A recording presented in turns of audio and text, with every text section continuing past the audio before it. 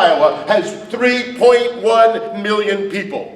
It therefore is almost exactly 1% the population of the United States. You may know that, you may not. You want to know about the United States? All you have to do is take Iowa numbers and multiply them by 100. You want to know Iowa numbers? You take the United States numbers and you divide them by 100. Now obviously that does not work for corn. That does not work for pork bellies. That does not work for race, but there are other matters where it really is a 1%. It works for us. There are 1.75 million human beings in the United States who teach mathematics to kids. Those are the kindergarten, the third grade, the sixth grade, the high school teachers in the country. That means that there are 17,000 people who are responsible for the mathematics education of the kids that you worked with last year and that you're going to work with this year. We only have 1,000 of us. This has got to be change at the school level. This has got to be change at the primary level where the K-1, 2 teachers work together, co-plan, learn from each other, understand that there are things that we need to do in common. And this is the 3rd, 4th, and 5th grade teachers working together. We win if the 5 of us agree. This is what we're going to do. They can't fire us all. The high school and the middle school people yesterday have it much easier than you, because they get to teach the same class 3 times. Most of the math lessons that you guys teach, you teach once. And they'll do again for a year. We need to recognize that we need to be more collaborative. And so yeah, we're going to talk about teaching and we're going to talk about instruction, but your marching orders are to understand that it's more than just you. Raise your hand if you are here all by yourself today. Awesome. That is awesome. We're going to give you some stuff to start thinking about. We're going to start at the end of the day building an action plan, because this has got to multiply. This has got to be a way that we all conceptualize mathematics. And so let me tell you what I do.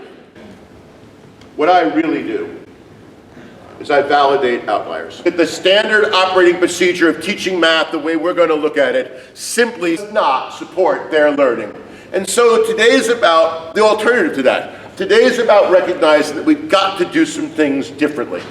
But more than validating outliers, I'm smart enough to know that a 3-hour session like this, I win when I do what I usually do, and that is sprinkle empowerment dust around the room. Ladies and gentlemen, as teachers, that's our job. We empower our kids every minute of every day with everything we do. We empower them as a role model. We empower them with our empathy. We empower them by being curious learners ourselves. We empower them when we give them the opportunity to grow, to struggle, to play. We empower them when we ask questions and don't give them the answer to everything that they have to do. We empower them when we let them use the technology that is there to give us all the answers that we never had when we were 5 years old and 7 years old and 9 years old. And so my job, Deanne's job today, is to do our very best to empower you so that you have a new level, a new floor upon which to go forth next year and do some of these things to better serve kids. And so if all that makes sense and we've got an introduction, and I think that empower and your kids and the percent and all that stuff, then perfect. Let's define our terms. Ladies and gentlemen, there it is. You got this wonderful blue book. You all now have a copy of this thing. It's on the list of the 10 things of my 45-year career that I am most proud of. I'm still never sure whether buying 35,000 calculators, one for every 8th grader in the state of Connecticut in 1986, and allowing kids to use calculators on a state test, literally 12 years before Iowa let kids use a calculator on the state test, is my highest and proudest accomplishment, or this is up close to the top of the list. It was a joy to work with Deanne and with others and produce what I think is a guiding document to help us change what we think about, change how we go about doing it. And so, as you've heard, as April told you, this document lays out 6 core principles, 6 core areas of attack. Oh my goodness, you look at that and you realize that for the first time ever, NCTM took a giant step forward. It did not start with access and equity and all those things like is politically correct. Instead, it says that as the National Council of Teachers of Mathematics, what comes first is the teaching that we do and the learning that our kids do. I can't tell you how proud I am of the fact that we got that through, that we took on all the political slings and arrows and said, excuse me, access and equity is about policies. It is about policies that enable high-quality teaching and learning. High-quality teaching and learning is the starting point. And I cannot do high-quality teaching and learning unless I reduce tracking. I give kids opportunities. I have interventions that are more than kids sitting at IXL mindlessly learning absolutely nothing. Access enables good teaching and learning, as does a good curriculum. We got common standards. We've got the Iowa standards. We've got guidance on what to teach that's so much better than anything we've ever had before. And you know that I can't do it unless I have the right tools and technology. If I don't have professionalism, I don't have assessment. Today, as you've heard, we're looking at the biggie. We're looking at the one that we put first. We're looking at the one that constitutes almost half of that blue book that you have. And we're looking at the fact that there is very little that I am prouder of. Deanne and I were talking last night about the fact that on that computer right there are 21 different iterations of that list. Over the course of 2 years, it started as 6 practices. And then it morphed into 10. Oh, I loved it. It was 10, the magical 10. Everything should be 10. And then it got to 12. And we said, oh, it's always an even number. And then we said, no, these two overlap too much. There are 11. And then it went back down to 9. And then at one point it was back to 7. And then 21 different iterations. That's what it takes to get quality. And I stand here today telling you that it is mind-boggling to me that 3 years after the release of Principles to Actions, I have not gotten one single email, not one email that says, there shouldn't be 8, you missed something. Not one email that says, you know, these two duplicate. What's so exciting is that we know that there are 3 legs to the stool. There is the what do we teach, and that's the issue of the common standards. There is the how do we teach it, and that is now the 8 mathematical teaching practices.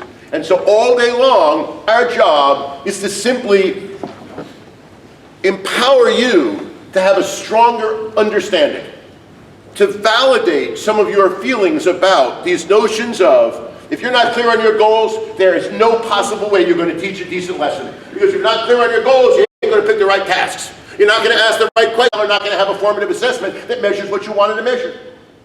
And in fact, you can have great goals, but if the goal is not linked to a task, a problem, an activity, an investigation, a game that is aligned with that goal, then it's just a waste of time. You're not moving in the direction you need to move. And if the task is not rich, then all you're doing is simply giving kids another chance to yawn. Know that any number of times we have a great goal. I've adapted what the common standards say. I've got an awesome task that I have adapted from wherever it comes from. And the lesson, because I don't ask the right questions, I don't engage the kids in discourse, and I don't use any representations, and I wonder why half the kids are sitting there going, I don't get it, I don't understand. And then you know that if we're really going to make it work for kids, I've got to recognize that this idea of fluency and this comfort with mathematics does not grow out of memorization, but it grows out of this conceptual understanding. And that requires a different kind of teaching. And I know that I have to have kids struggle because all of us learn more when we make mistakes. We all learn more when we struggle. And we don't do enough of that as we spoon feed this stuff down kids' throats. And we wonder why math is so despised and why our scores are nowhere near what the state of Iowa needs those scores to be so that we maintain an economy. And more importantly than the economy, we have a citizenry that understands what's true and what's false. We have a citizenry that can reason. We have a citizenry that can understand statistics. We have a citizenry that does not get bamboozled by advertisements and smart people who go and bamboozle us with any number of things. That's why this is so important. And if you don't gather evidence at the end of a class or during the class about whether things have been learned, then you know you've compromised it. And so there is the quick and dirty overview of what you have read, what we're going to talk about today, what we're going to model today, because that's really the essence of Principles to Actions. It says that we've got guidance on what we should be doing, the standards. Clear guidance on what it looks like, on how we deliver it with instructional quality based totally on wise, valid research. And the third leg that you thought I was going to forget about is the assessment. And so I'm going to simply tell you right now, all the work I've done the last 5 years, the work that's failed, the work that's succeeded, the work that's gone somewhere in between. What have I learned? It is not going to happen. We are not going to make math work for all kids. We are not going to make math work for almost all kids. We are not going to produce a generation of college and career-ready kids until and unless we recognize that the only way that we are going to implement those standards with this kind of instruction is when, number one, every single one of you live in a school district or in a region that has a set of high-quality, common unit assessments. You show me a school, you show me a district where the only thing that really matters, it's not the MAP test, it's not IXL, it's not the big fancy, it is the quality of the response, it is the student results on these common unit assessments that you own, that you buy into. We meet as a grade level team, and the very first thing is, what's the next unit? Good. What are the standards for that unit? What's the important mathematics in that unit? What are the misconceptions that are likely to arise in that unit? Awesome. Now, what does the end of unit examination look like? That's our job. It's about time we started teaching to a test that was worth teaching to. A test that was no multiple choice. A test that was constructed response. A test that asked kids to explain, to reason. A test that did what our standards are telling us. A test that balances skill, concept, and application. 2, it ain't going to happen unless we have collaborative structures. I don't care whether it's lesson study or grade level teams or it's coaching or it's student work analysis or it's video analysis. You all know that if we are going to make this work, we need to start right now in every single solitary one of your schools and districts and demand that we have 2 hours a week for common planning and professional growth. One of those hours is language arts. One of those hours is math, the first week. The second week, one of those hours is English language arts, and the second one is something else. The third week, we're back to math and English language arts. And I don't care what you do in the fourth week. No, seriously, gang, I'm not being a pig about this.